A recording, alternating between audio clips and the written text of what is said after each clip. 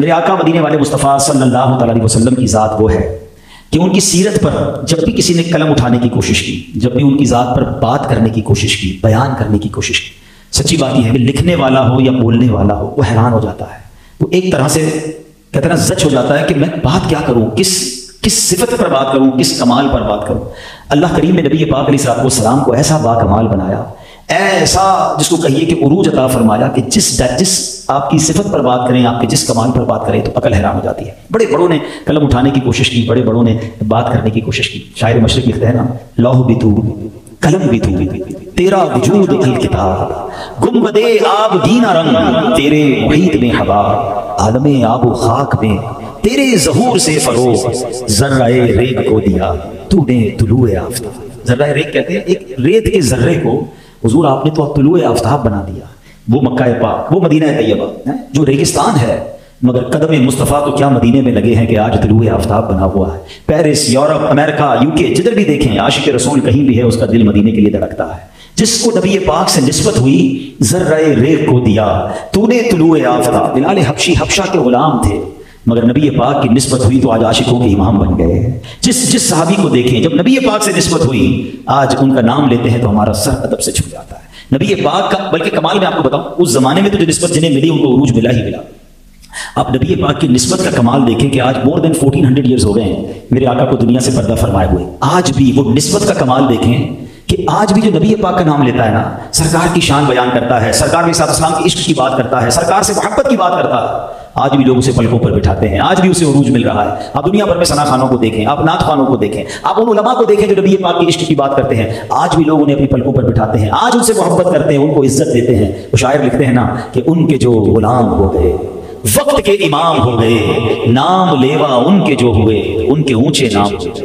یعنی نبی پاک کا نام لے لے کر لوگوں کے نام اونچے ہو گئے، کیونکہ ذرہ ریگ کو دیا تو نے طلوع آفتاب۔ نبی پاک کی شان تو اتنی نرالی ہے کہ بریلی کے تاجدار امام عشق و محبت اعلیٰ حضرت نے بھی قلم اٹھایا۔ ایک کلام میں تو ایسا لگتا ہے سیدی اعلیٰ حضرت کو لفظ ہی ڈھونڈتے رہے کہ حضور کو میں نے کہنا کیا ہے، حضور کی شان کن الفاظ سے بیان کر رہی ہے۔ وہ کہتے ہیں سرور کہوں کہ مالک و مولا کہوں تجھے۔ اس کلام کی خوبصورتی سمجھیے گا، he is in searching for the words۔ اس پورے کلام میں تلاش ہو رہی ہے کہ لفظ کون سا ڈھونڈوں جس سے نبی پاک کی تعریف بیان کروں۔ سرور کہوں کہ مالک و مولا کہوں تجھے، یا باغ خلیل کا گل زیبا کہوں تجھے، اللہ رے تیرے جسم منور کی تابش ہے جانے اے جانے تجلا کہوں تجھے، تیرے تو وصف عیب تناہی سے ہیں بری، حیران ہوں میرے شاہ میں کیا کیا کہوں تجھے۔ سمجھ رہے، تلاش ہو رہا ہے کیا کیا کہوں، پتہ ہی نہیں، سمجھ نہیں آ رہی۔ اس شعر کو کئی بار سنا ہے، آج اس کو ذرا سمجھ لو تو اور سیدی اعلیٰ حضرت سے بھی محبت میں اضافہ ہوگا، نبی پاک سے محبت میں بھی اضافہ ہو جائے گا۔ تیرے تو وصف عیب تناہی، یہ عیب تناہی کیا ہے؟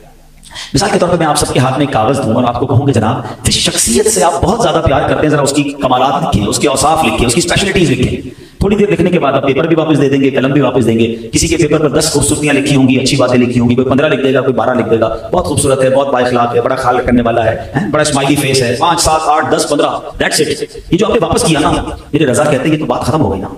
یہ بھی تو ایک عیب ہے نا کہ جس کی بات ختم ہو جائے، ختم ہونے کو کہتے ہیں تناہی، اینڈ حضرت کہتے ہیں حضور آپ کے تو اوصاف اتنے ہیں جو ختم ہی نہیں ہوتے ہیں، عیب تناہی سے بھی بڑا ہے، حضور آپ کے اوصاف ختم نہیں ہو رہے۔ اور بات دیکھیں کتنی لاجیکل کی ہے، آج 1450 سال اپروکسیمیٹلی ہو گئے ہیں، بات ختم نہیں ہو رہی ہے، آج بھی علماء سیرت کی کتابیں لکھ رہے ہیں، آج بھی نبی پاک کی ذات پر ایسے ایسے مدنی پھول لے کر آتے ہیں۔ اللہ اکبر، وہ بات ہے کہ بڑھتی جا رہی ہے، بات ہے کہ بیان ہوتی جا رہی ہے، دنیا کی ہر زبان میں چرچا بلند ہو رہا ہے، دنیا کے کئی ملکوں میں ریسرچ نبی پاک کی سیرت پر ہو رہی ہے، اور طرح طرح کے پہلو لے کر سبحان اللہ دنیا لے کر آ رہی ہے، کیونکہ بات یہ ہے ورفعنا لک ذکرک کا ہے سایہ تجھ پر، ذکر اونچا ہے تیرا، بول ہے بالا تیرا، تو گھٹائے سے کسی کے نہ گھٹا ہے نہ گھٹے، جب بڑھائے تجھے اللہ تعالیٰ تیرا۔ تو اللہ نے وعدہ فرمایا ہے چرچا تو بلند ہونا ہے۔ تو اعلیٰ حضرت کہتے ہیں حضور حیران ہوں میرے شاہ میں کیا کیا کہوں تجھے، اور آخر کہتے ہیں بات مکانے کے لیے کیا کہتے ہیں کہ لیکن رضا نے ختم سخن اس پہ کر دیا، خالق کا بندہ خلق کا آقا کہوں تجھے۔ سچی بات یہ ہے کہ جب ہمیں بیان کرنا ہوتا ہے، آج میں سوچ رہا تھا کہ نبی پاک کی سیرت پر کچھ بات کروں گا، پیارے آقا کے کسی وصف پر بات کرتے ہیں تاکہ برکتیں ملے، تاکہ اس سے کچھ سیکھیں۔ تو بیان کرتے وقت یہ بار بار خیال آتا تھا کہ کیا کیا نبی پاک کے بچپن پر بات کروں، آقا کی ولادت سے پہلے کے واقعات بیان کروں،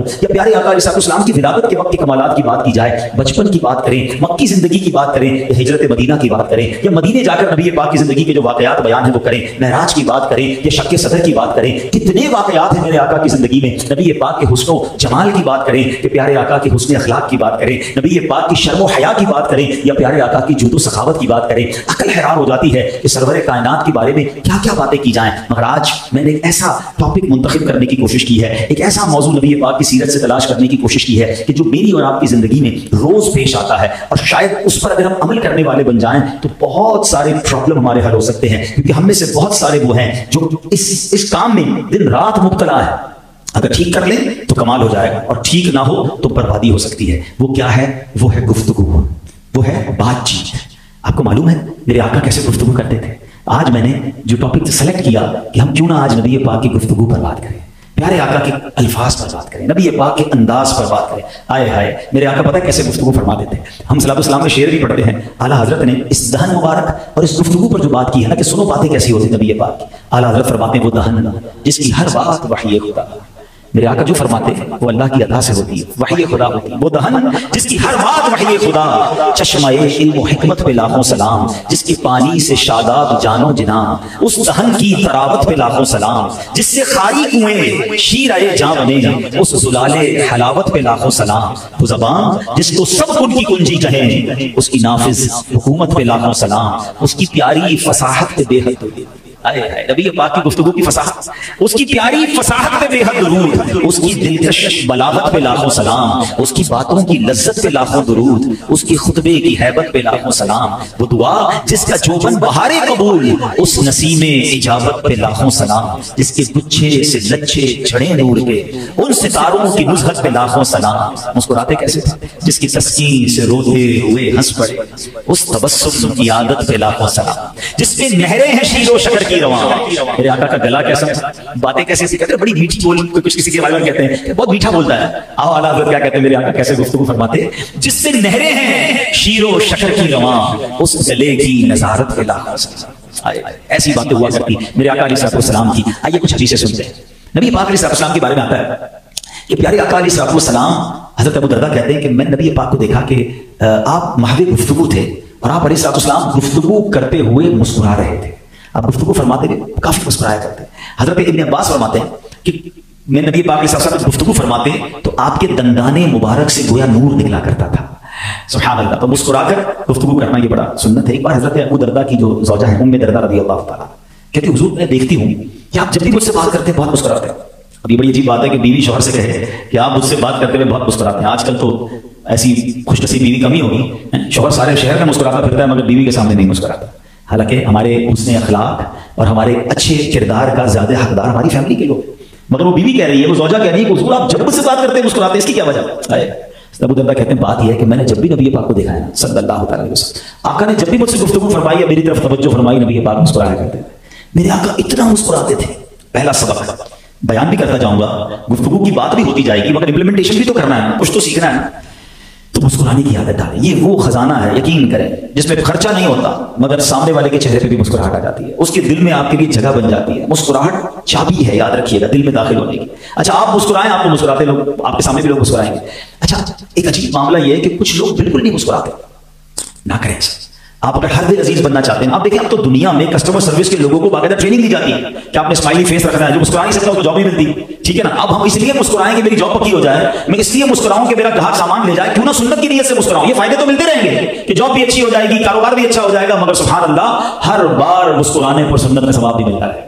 مسکرانا بھی صدقہ ہے، حدیث پاک میں آتا ہے. ارے مسکراتے جاؤ ثواب کمائے جاؤ، لیکن نیت کیا ہو کہ میں سنت کی نیت سے مسکرا رہا ہوں. اتنا بعض اوقات تو لوگ جو ہیں وہ منہ سجائے رکھتے ہیں، وہ کہتے ہیں نا پتہ نہیں کتنے دن ہو گئے مسکرائے ہوئے. تو ایسا نہ کریں. اچھا آپ کو مسکراتا چہرہ اچھا لگتا ہے، آپ مسکرائیے، آپ بھی اچھے لگیں گے. اچھا کچھ لوگ ہوتے ہیں جو کہتے ہیں یار پتہ نہیں سارے لوگ دوسرے سے ایک دوسرے سے باتیں کرتے ہیں، مجھ سے کوئی باتیں نہیں کرتا، شکایت کرتے ہیں مجھ سے کوئی دوستی نہیں کرتا، پتہ نہیں کیا ان لوگوں کو مجھ سے میرے قریب کوئی نہیں آتا. تو نارملی اس طرح کے لوگ اپنی شکایت خود کر رہے ہوتے ہیں کہ میں ہوں ایسا کہ یہ سب کے پاس جا رہے ہیں، میرے پاس نہیں آ رہے. بھائی اپنے آپ کو چیک کرو نا، کیوں نہیں آ رہے تم سے ملنے؟ کیوں تمہارا کوئی دوست نہیں ہے؟ کیوں تمہارے پاس کوئی بیٹھنا نہیں چاہتا؟ کیونکہ پرابلم ہے.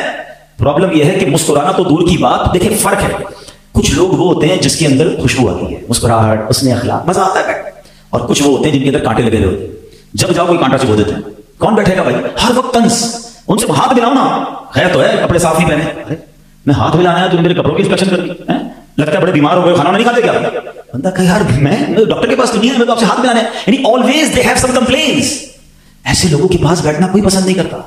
उस पे कई लोग तो बोलते किसी के घर जाए ना, हम अच्छा खासा किसी को घर पे बुलाएंगे, अंदर आइए घर पे दावत, अब उसको इज्जत दी है, दावत दी है, भाई आ जाओ, अब घर आए यार पिछली बार भी आया था तो यही कलर भी चेंज करवाया, पुराने हो गए तुम्हारे सोफे हैं, इतने कंजूस हो, सोफे तब्दील नहीं करते, खाना आया तो भाई खाना नहीं खाता, मैं तो चावल नहीं खाता, मैं रोटी नहीं खाता, कोई ना कोई प्रॉब्लम ही है उनको। और जब जाएगा तो मेजबान के आगे आइंदा इसको नहीं बुलाना भाई। तो आपने खुद अपने लिए दरवाजे बंद किए हैं, जाए किसी के घर तो अच्छे मेहमान बने। देखिए बात प्रॉब्लम पता है क्या, हम पढ़ते नहीं है, सुन्नत के बारे में पता नहीं, इतना शानदार दीन है मेरा, नबी पाक की सुन्नत तो पढ़ो यार। किसी के घर जाएं, जिधर मेजबान बिठाए उधर बैठे, हम मेजबान कह रहे हैं इस कुर्सी पे बैठे, तो हम कहने में उधर बैठूंगा, अरे क्या पता उस बेचारे के उस कुर्सी का पर्दा फटा हुआ हो, है उसकी टांग टूटी हुई हो, उस गरीब ने उसको सही तरीके से मैनेज किया और आपको दिखाना ना चाहता, आपको इधर बैठा, आप कहने बैठूंगा उधर, हो सकता है इसलिए वहां नहीं बैठा रहा हो कि वहां से फैमिली नजर आएगी, बेपर्दगी होगी। शरीयत देखिए कितनी खूबसूरत, जिधर बिठाए उधर बैठ रहे, खाना पेश करे, पसंद आ जाए तो खा ले, नहीं आ जाए तो हाथ रोक लें, शिकवा ना करें। लेकिन इधर तो डिमांड ही खत्म नहीं होती, अभी बैठे नहीं है तो भाई मेरे लिए वो वाली कोल्ड ड्रिंक लाता, क्या पता उस मेजबान ने कोल्ड ड्रिंक में इंतजाम ही ना रखा हो, टिश्यू पेपर ले आओ जरा, भाई हर घर में नहीं होता टिश्यू पेपर, अब मांगने की आदत। एक्चुअली जो अखलाक है ना, जो हमें शरीयत सिखाती है कि आप एक अच्छे मेहमान बनकर जाएं, बोझ बनकर ना जाए। आगे एक हदीस भी सुना।